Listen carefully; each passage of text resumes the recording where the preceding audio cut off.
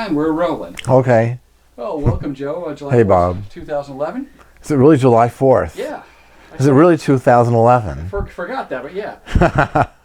Yeah, so give us a little synopsis of your life as it stands, where you live now. My life as I live now, I live in Thailand. I live about an hour and a half outside of Bangkok in the state of Chonburi, between two cities, Sriracha, famous for its hot sauce, although it has nothing to do with the hot sauce, and Pattaya, the capital of the sex trade in Asia. So I live between those two places. I work at an international school where I teach music to kids. I teach primarily band and IB music, and I jam with people in Bangkok. I play jazz saxophone. Do you? Yeah. Tell us more about that. Let's see, there's a couple of good clubs. There's a club called Jazz Happens, which is owned by some teachers at Silipakon University who teach in the jazz program there. And there's jazz every night. There's usually like 2 or 3 bands that play throughout the night. And so I've sat in with some people there. Good little scene, feels great. It's a very nice feeling jazz club, open scene. I also have played at Brown Sugar in Bangkok, which is different from the Brown Sugar in Taiwan and Singapore and Shanghai, which are like super upscale. This is kind of a funkier place, but has a pretty nice jazz scene there. Where else have I played? I've played at the Mandarin Oriental Hotel Bamboo Room with some of the best cats in Bangkok. They're Russian and German. Russian, German, Thai quartet. Same people have been playing there for 13 years every night. They're incredible, total pros. So I've played with some good people. Wonderful. And you sax primarily? Yeah, I'm a sax player. Mm-hmm. I can't really play anything else professionally. I can play all the instruments, but sax is what I do professionally. Yeah.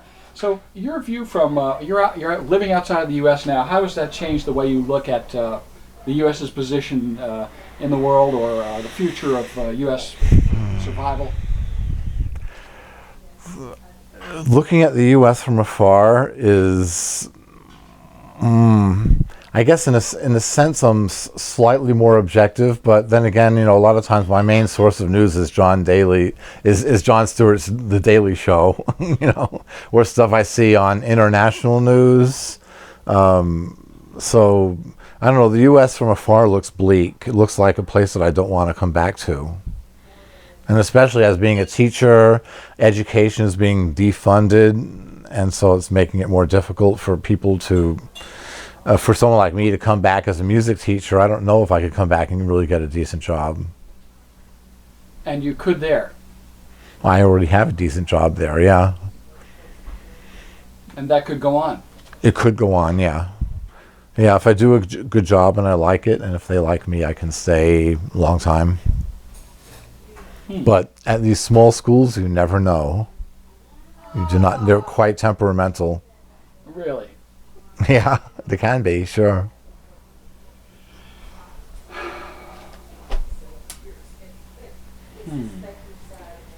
I've run out of questions. You run out of questions. Yeah. So you're ambiguous about living in the U.S. or living abroad. You could just. I love living abroad. I love living in Asia. Actually, if I had my way, I would probably move back to Taiwan because I just love Taiwan as a place. I developed just a complete love for the country and could easily see myself going back there. I really like Thailand, but I love Taiwan. I could really go back there. And give us some of the comparative differences that make you feel this way. What I love about Taiwan is that Taiwan is not a tourist attraction. Nobody goes there on vacation. Okay, Taiwan is its own place. There are people like studying there, getting their masters and doctoral degrees in Chinese. There are people that are working for some tech companies, but very few people really just go to Taiwan just to travel and visit. And so Taiwan is what it is. When you're there, you feel like you're having an authentic cultural experience within the milieu of their country. Whereas in Thailand, it's overrun with millions and millions of tourists from all over the world. It's an international spot. And frequently you can go into a restaurant and there'll be no Thais in the restaurant, okay? Or you could go to a beach and it's like, where are all the Asians? You know what I mean? And so you feel like it's less of an authentic cultural experience, especially in certain places. I know that Thailand is a huge country. You can certainly go places where it's not as watered down culturally due to, you know, over exploitation of tourism, etc. So you're unsure as to your personal future, yes, as to where you will live and such. Mm-hmm. But overall, your experience has been very positive. It's been a great experience, absolutely. Better or the same or worse than you had thought before you left? Better than I thought it would be, definitely. Any closing thoughts?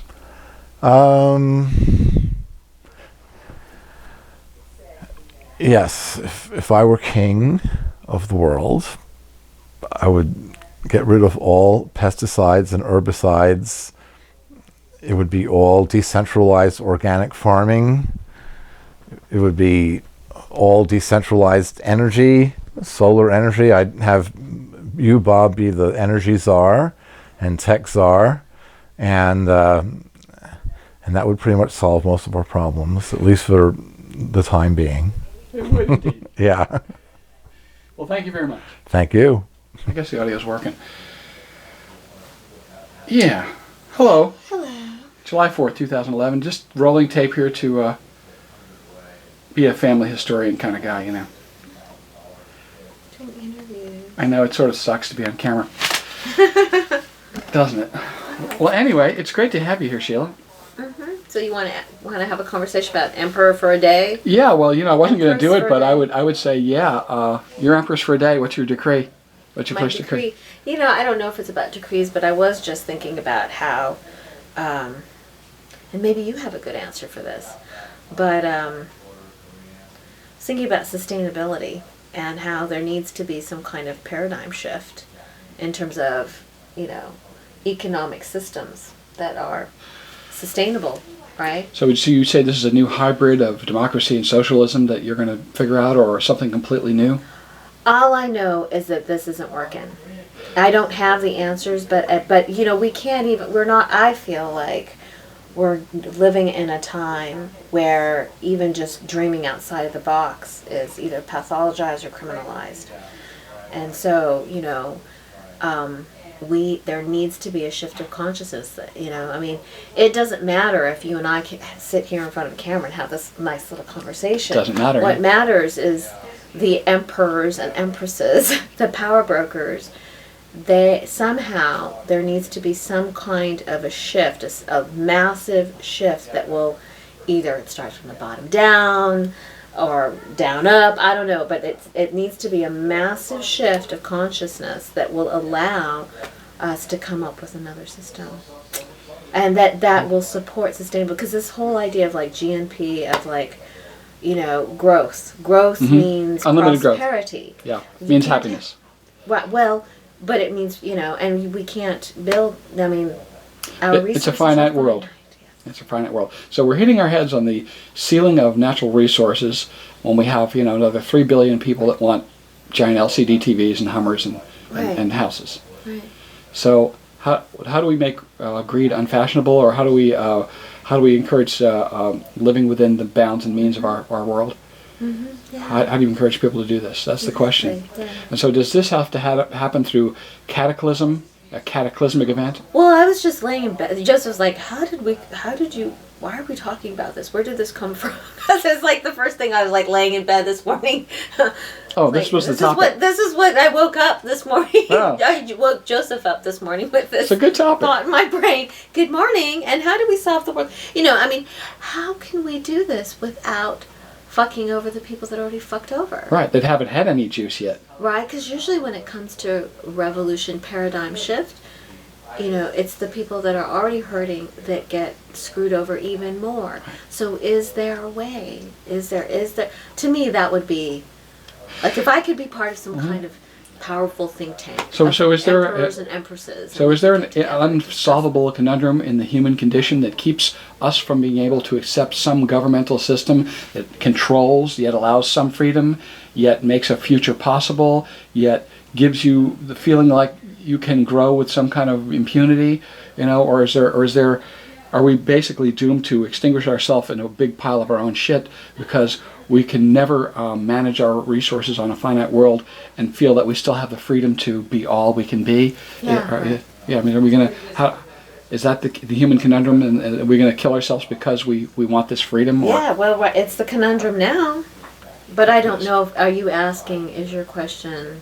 Can we break this? Is this about human nature? Are you asking? Do you feel like I'm asking, this is this human nature? Yes, or do you feel like I'm saying in human nature, the way it is, the way our minds are wired, can we accept, like everybody in Sweden, that we want to go on forever, and that we're going to accept certain restrictions to our ability to grow, expand, consume crap? Are you? So junk? your question is: are we wired for consumption? Yeah. And can we? And is it just a part of Yeah. our wiring? Yeah. In other words, dog eat dog. Consume. I'm getting more stuff than you. I hit you in the head with a rock. Competition. Yes. Right. So so the whole Darwinian. I mean, right. So capitalism is kind of Darwinian. Yeah. You let a whole bunch of people in a big field and don't tell them to do anything. They come back. There'll be a bizarre setup. So they'll say. So you're back. So we're back to this question of socialism, communism, all these other. It's not part of human nature. Could never work because it goes against the grain of human nature. Is that what? That seems to be the perennial question. Yeah, I would like to think that, like all things in nature, we too can evolve. If only our system would allow us to. Mm-hmm. I feel like right now we're living in a system that is forcing us not to evolve. We're not even allowed to dream. I mean, we can dream. We're dreaming now. Yeah. Well, we're FUs. But Fucking utopians. but it takes a lot more than just a couple of dreamers along with a camera to create evolution. It spatial shift and change. Yeah, right. Yeah. Oh. Well, yet very small groups of people have done this before. Sure. Is there hope? And does it have to come through cataclysm, or can it come through a seed germination of a small group of people with a radical idea? Well, right now it's going to have to come from little seeds because that's where it's happening. I mean, in little, and we're not the only two people in the world contemplating this. I'm not that. So you're hopeful? Well, I'm here, aren't I? Is your view any different? Not living in the United States, is your view any different of this than it was when you lived here? Nah, it's the same, if not more poignant. If it's not more. No, I mean, I think in America, actually, living in America, I feel it even more so, because I'm reminded of it all the fucking time. Americans, as much as we think our heads are in the sand, we're so much less in the sand than at least what I'm seeing in Thailand. Oh yeah. I mean, the stratification of society is really systematized even more so and more obvious, like even in the language, even in how you address someone. We were given, is this too much for you? Okay. I was just explaining to my little sister how we had to have training. All the expat teachers have to have training on, etiquette, right? And how to address people. So the why, right? Why? Like how to keep your elbows in, da da da. And they were all our Thai instructor was laughing at us, saying, "You guys, you Westerners, you need to stop whying everybody. It's like quit whine. You're maid. You're the wait person. I mean, you're only supposed to why people that are either at your level or above for respect. Don't." And I'm thinking, well, I could, should I be the American rebel and just go and No. I mean, in my home, I do why the woman that helps me with my house. and I think she finds it really cute. I don't think she thinks that. I think she. Well, she doesn't. I also was told that people don't like to be touched and hugged, but she and I hug each other all the time. We're very touchy. So I think in certain situations you can bring hierarchical. So you're overall optimistic then? Overall, I guess I would have to say overall. I mean that's what keeps me going. I'm a dreamer, but I wouldn't. But that doesn't mean I have my very dark moments. And so, if you were to say what might happen in your vision of humanity in its dark path, would we collapse? Is that a possibility? Big time. Societal collapse, financial collapse? My optimism. Spiritual collapse. I'm clinging. You know what? I have to admit, my optimism is really a coping mechanism, because if I allow myself to go dark and ponder that, it's a hole that can be very difficult to climb out of. So optimism is optimism is a matter of survival, honey. Mm-hmm. I will self-implode if I'm not optimistic. Way to go, girl. Well, it's been great talking to you here. I just want to sort of get your, get you on tape on July 4th here and see how you're doing and get you a little input on something just to get a look at you. And, Sure. Get a full look at you here. 4th of July. 4th of July, Independence Day. What did they say to us in 1776? You're a nation. Okay. See ya. See ya. Now, if you were Empress of the world, what would be your first decree?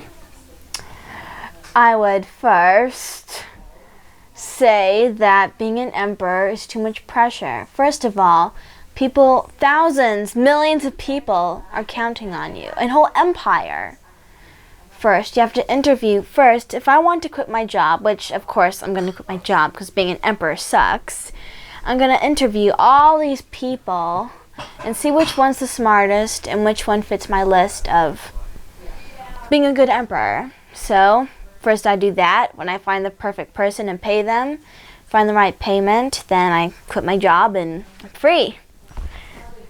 So if you were in this position of Empress, what rule changes would you make for Earth? As far as changing the way things operate, would you make any laws for people like you had to eat ice cream on Tuesday or something like that? Would there be any new laws that were universal for the whole world, like no wars or something like that? Or what would you be? You come out on your balcony and you'd say, "People of the world,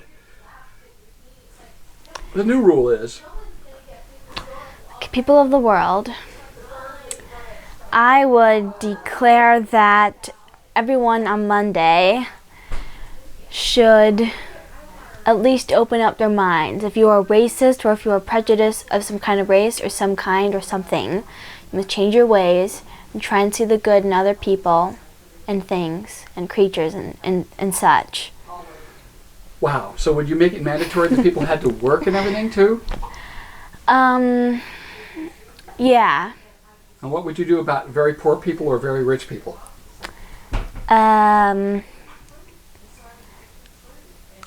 Like, would you... I would give the opportunity to poor people, try and give them jobs and stuff, and try and help them. And for rich people, would you take some of their money and give it to the poor people, or would you let them do whatever they wanted and not have to live under everybody else's laws? Well, you see, none of those choices are smart. Okay, if you take money from the rich, a lot of people will think that's not fair. And if you give it to the poor, then it's just not, it's just not the way. So, I'd probably just try and encourage the rich to help poor people, not take the money away from the rich. Well done. And how long would you like to be Empress? For a set amount of time or for forever? Never. I'd never. These are just decisions that maybe I'd want to do. I never want to be an emperor. Never. Well, thank you very much. This July 4th, 2011. There we go. Never. Thank you very much. Yeah, Miss okay, Mina. great. Yeah, okay, yeah, bye. Bye, everybody.